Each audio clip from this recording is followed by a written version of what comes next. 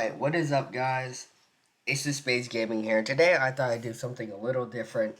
This is a small project of mine that I thought I would do, and that is making a creature that can be able to defeat the Indoraptor 2.0 by Goji Center. If you haven't heard of them, please go to them, subscribe. They are really cool. If you're into that science stuff, definitely go for it.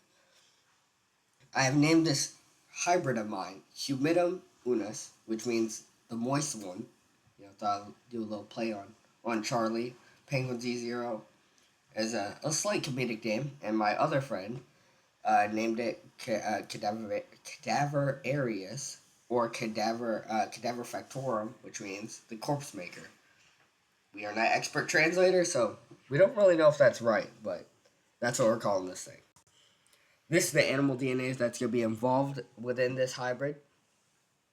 That being the Allosaurus, Arapaima, black bear, Edmontosaurus, honey badger, Carposuchus, Megalania, saltwater crocodile, short-tailed shrew, Smilodon, and the Tyrannosaurus rex.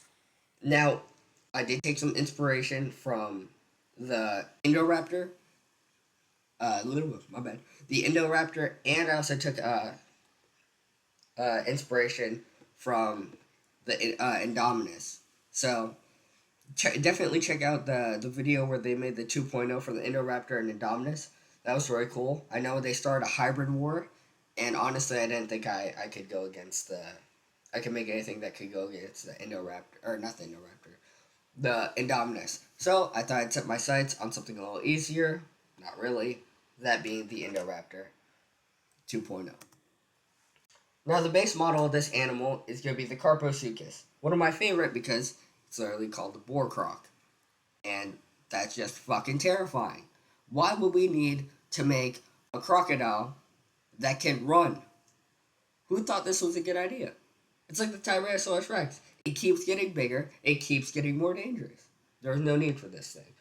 Anyways, I want to use this as the base of the animal because I feel like it already being semi aquatic makes this thing really good for being able to hunt down uh, its victims or prey through water and on land. So this thing is already semi-aquatic, semi-terrestrial. It works out. And on the research I did, you could clock this thing about 18 miles per hour. The Megalania here is a special case to where it will most of that DNA will be in its mouth because it's an ancestor of the Komodo dragon. The reason I chose the Megalania instead of the Komodo dragon is because I feel the Megalania toxin would be more potent in this one than it would, a Komodo dragon. Which this thing was also terrifying. This thing was huge. Like, there was no reason. Like, I'm already terrified of Komodo dragons. I don't know why we decided to make an even bigger version of the Komodo dragon. I don't know who thought of this. And from the research I did, this thing was like 18, what was it, like 19, 20, 21, 22, 23. It was like 23 feet long. Who asked for this? And this thing was huge. Anyways, but yes, the toxic, I mainly did it for the toxicity of it with the saliva, and the fact that I'm sure the Megalania also scavenged off huge different types of dead carcasses. It probably held a lot of bacteria in its mouth, so if it bit you, you would basically be bleeding out while having an infected wound. That would be shitty. Um, as well as the teeth, as you can see from the skull there, is I'm adding making smaller versions of the teeth and adding it to a second row on the inside of the or on the Carposuchus's mouth. The reason is because when it bites down onto you, and while it will have a bite force that's gonna basically rip, like, and snap your arm off, the reason I want it line up is because if it bites down and you try and pull away or it tries to pull you, even if you escape, it's taking a chunk with it. The third one is inspired by the Indoraptor 2.0 was the Arapaima, as this thing is able to withstand an AK-47 round, which is a 7.62 millimeter bullet. Uh, God. Now saying that, I'm probably gonna get a bunch of gun nerds saying I'm wrong. Anyways, Arapaima DNA will be added to make this thing more bulletproof and more resistant to the teeth of the the Indoraptor 2.0. Now, as a reason I paused is because I just thought about it. Well, I'm pretty sure there was one, like, they added Smilodon DNA to where it increased the PSI or something. Anyways, I just thought about that, but at least this will definitely help it. And not only that, with this animal already being semi-aquatic and semi-terrestrial, it will help with swimming, and it'll still provide great protection to it. Nevertheless, and Montosaurus is another one being able to run down its prey and keep a good top speed to keep chasing it. And 18 miles per hour, I would say, is a decent speed. For a long time, you would have to maintain that speed for a good while. That is, 18 miles per hour will not be its top speed. I have a few other animals that should help increase it. The short-tailed shrew, another inspiration taken from the Indominus Rex 2.0. The short-tailed shrew here is obviously made for the iron in its enamels that'll help strengthen its teeth and help it be more resistant to being worn down. Not only that, short-tailed shrews have a slight resistance to venom. Of course, obviously, I'm going to give it a higher resistance because I added another animal in here. But it should have a higher resistance to venom than, your, you know, your average animal. This thing can take snake bites. Anyways, another thing I added to the short-tailed shrew, this might be a downside to it, but it's not going to be as good as a short-tailed shrew, but it's able to use echolocation in a certain way, just like the short-tailed shrew, just not as good to also track down for its prey if it's completely blinded. The black bear DNA here will be added for its front legs, so its front limbs of the Carposuchus will be replaced with the black bear front arms. The reason for this is to help it climb trees better and with running. And also, as well, if it catches up to you, be able to hold you down and, make you pray to any god you believe in. Anyways, I'm only adding the muscle of the arm, or the paws itself, because what's also gonna kind of stay is its toes, its kind of fingers, because there's still webbing in between them, so that way it can still help swim. And I'm giving it slight padding to the bottom of its feet. That way, it's a little quieter on the ground. I don't know about how true this would be because of the structure of its teeth, but giving it black bear could suggestively give it an omnivorous diet. I don't know how that would work with its teeth, but it's a possibility. Now, this was said to be inspired by the Indoraptor 2.0, its bite, but not really.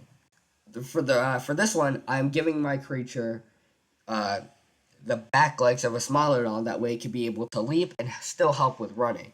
Its teeth are going to be replacing the Carposuchus more pointed teeth, as you saw in the first picture, and replacing it with basically the Smilodon teeth. So it has two, four. I believe it had 8 long, sharp teeth that were quite long, and we're basically replacing that with the Smilodon tooth. Also, the reason we're doing back legs is because this thing can jump up to, what research I did, to 12 feet. That is no small leap. So I thought that would be a good asset, as it would be able with pouncing. And I'm replacing all of its claws to where it's retractable, and that way it can help with better climbing and better extending itself and latching onto its prey and really digging those claws into its prey's flesh or victim. That way it's able to really stick on there. Now you're probably wondering, why would I give this thing a Tyrannosaurus DNA? A Tyrannosaurus DNA, really? Why I would give this a Tyrannosaurus DNA? It is not going to be for the bite force, because obviously, with how this thing is sized, the T-Rex of a bite force could be absolute overkill. And basically, this thing is just gonna, kill itself. I'm trying to learn from the mistakes of Hank, if you've been keeping up with the hybrid war. And I'm not trying to do all 3 at once, or even try to do 2 at once. I'm trying to stick with the crocodile premise. And I'm actually giving it the Tyrannosaurus DNA for its... I put here better night vision and vision. But another reason I put it here is for its smell. It's smelling sensor basically to make it. I don't even know what I'm talking about. To make it be able to smell better, basically. So it has the sight and has the sense of being able to smell as good as the T Rex. That way, it can see you or smell you from a good chunk away. Hopefully, that gives it an advantage over the Indoraptor 2.0. Also, sorry if I sound really stuffy or whatever, or sick, because I am sick. Here is gonna be where. Ah, my bad, dog here. Um, Here is where it's gonna be the Raven and Honey Badger DNA for its mind. So, I noticed, and this was a little tricky to think of. I had noticed that Goji Center had given the Indoraptor the mind of a dog, so it could take orders. But with the chimpanzee DNA, it's also said it has the intelligence of a chimpanzee to be able to understand things like that and tool usage. I believe that's what it said. Don't quote me on that. I could be wrong.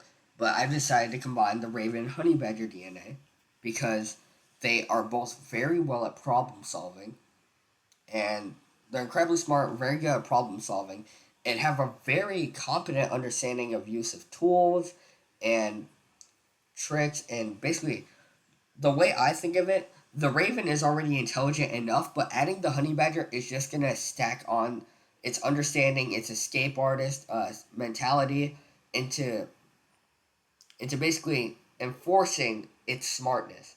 Now, the Raven, and there are some things the Raven has that the Honey Badger doesn't. For example, it being able to have facial recognition, and it works in groups. Mainly, ravens are not majority of them are not solitary animals. The honey badger is. The reason I've added both of them is because I want the honey badger, or I want the creature I have to be able to be solitary like a honey badger, but also to still work well in packs. Because honey badgers have been known to form small packs between, I believe it said 2 to 5 or 3 to 5, and not only that, with both of them, uh, their brains being combined will help with adaptability, and also with ravens having emotional bonds with its other partners or its flock. If one dies, then they're gonna be hell bent on trying to make that creature that killed it pay. Another reason I added the honey badger DNA is because, like I said, my goal was to defeat the Indoraptor 2.0. Now, that being said, I never said this thing had to live. So, what I mean by that is, do I think my creature could kill the Indoraptor 2.0? Sure. I believe it's a 50-50. But if this thing at least has another one, if it's a 2 versus 1 situation, I believe it's winning 9 times out of 10. Anyways, besides the point, the honey badger is also added for its high amounts of venom it can take. But mainly, the reason I wanted a honey badger is so this thing can fight to the death, no matter how close to death it really is. Allosaurus was a tricky one. I honestly thought this thing would backfire on me, which it might. Um, Being able to open its jaw 79 degrees, which basically, is able to open its jaw more, for that way, for the more broader animals, it's able to clamp on and rip that flesh straight out. And I believe because of the way its jaw is structured, its bottom jaw will snap up to its top jaw, making it a faster bite. I think. Don't quote me on that. But saltwater crocodile isn't necessary. The reason I added it was because we don't know much about the Carposuchus, so I'm kind of comparing its bite force. I was slightly toning it down for the bite force of the saltwater crocodile to be similar to the Carposuchus. This is just mainly its breeding cycles, how it would care for its young in a similar way, kind of like making a nest and stuff and having the eggs there. And being able to replace its own teeth, that was actually a really big one. I don't know if the Carposuchus did that, but mainly it's for it being able to replace its own teeth. So if its inside teeth or outside teeth rot out, any one, it's able to grow its own teeth back mildly fast. And it's also for its strong tail, since that is another weapon that my creature will be using. So that way, if anything gets close, they will use the tail, quickly whip it, basically whip whatever target is in front of it or behind it. No, I wouldn't say behind it, but you understand what I'm saying. I'm sure. Its weapons are the tail, its front and back legs mainly, its jaws, claws, and ramming its body into others. Basically, using its body as a battering ram. Claws should be very obvious, gutting your prey. Jaws are obviously going to be its main weapon.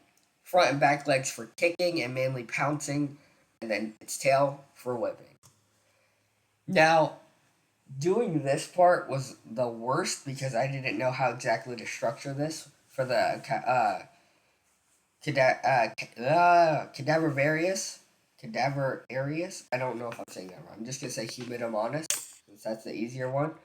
But the age range, the reason I put it that way, for 50 to 70 years, is because I'm doing it based off the saltwater crocodile. Its height is relatively, I'm pretty sure, exactly the same, if not maybe a foot shorter than the Carposuchus, because I did 3 to 4 feet. From what I did, it said 4 feet. And I made this thing 5 feet shorter than this creature's maximum length, the Humidomonas. I gave it 5 feet shorter, so this thing is between 13 to 15 feet. I also gave this thing a definite increase in weight of 290 to 330 pounds, which is still less weight than a Smilodon, and the Smilodon could jump still high enough, 12 feet, even at a higher weight. I'm pretty sure it was around 300 to 600 from the research I did. That could be inaccurate again. And of course, its bite force is between 3,500 to 3,700 psi. The reason is because I'm comparing it to the saltwater crocodile again, but that honestly varies. That honestly does vary because it did have a shorter jaw length than the Carposuchus had a shorter jaw length than the saltwater crocodile. But that could also be said because of its teeth. Like I said, I replaced the long parts of the teeth with the Smilodon teeth, so that could also be a little wrong. I believe that's the bite it would be though.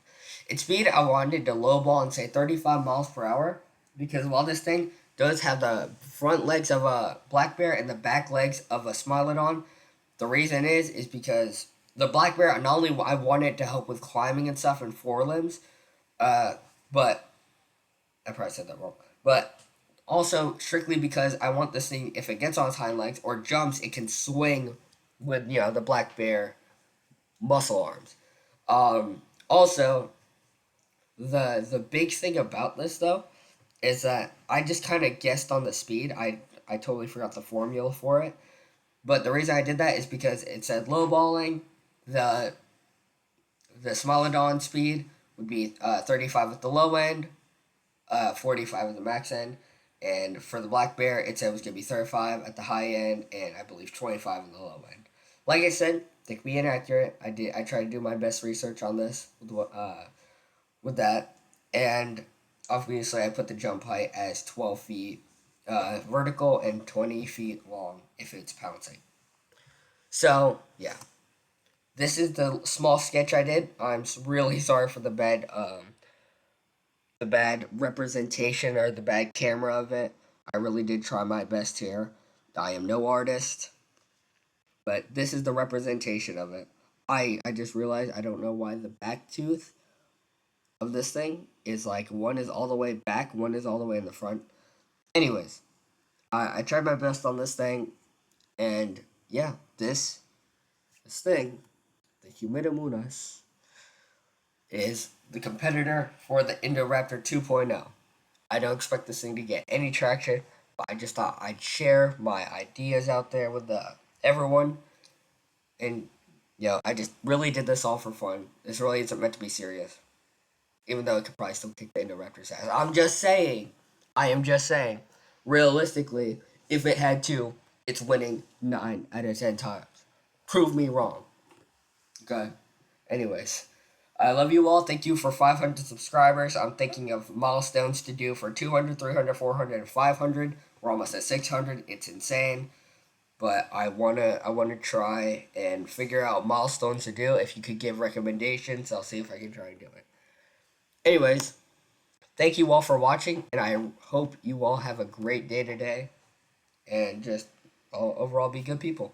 See ya.